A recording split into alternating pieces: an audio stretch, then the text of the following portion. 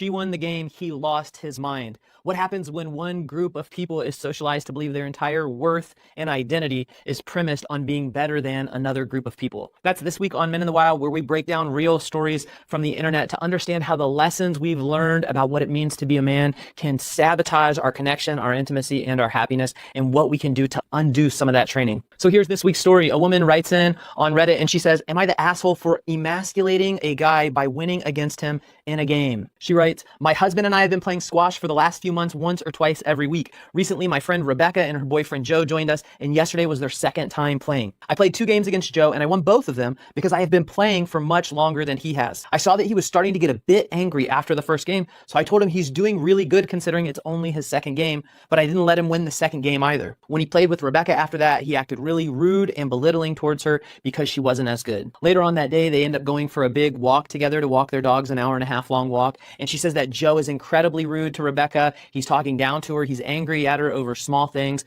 And she says basically the next day, Rebecca was mad at her, saying that she had to deal with Joe's bad mood because she had purposely emasculated him by first beating him twice in squash and then taking him on this really long walk. And basically she said that she should know that what she was doing was going to cause Joe to mistreat Rebecca by emasculating him. And so what's really going on here? The truth is, this guy Joe in the story, he did not lose a squash game, right? But he actually lost to his own belief system. What do I mean? It is so normal for us as men in this world to be socialized into the belief that to be a real man, you have to be superior to women in all things. There's no way I'm going to be able to be in right relationship with the people in my life if I have a need to always be better than women, no matter what the context is. A part of any good relationship is recognizing, here's the things that you're better at, here's the things that I'm better at. There's a harmony. We all have our strengths. We all have our weaknesses. Also, so many times as men, we don't want to acknowledge, hey, I have been socialized and conditioned by a sexist world. We can't actually even acknowledge that we have this huge bias against women, that we have this huge unconscious need to beat them in everything, to always be right. And here's the thing,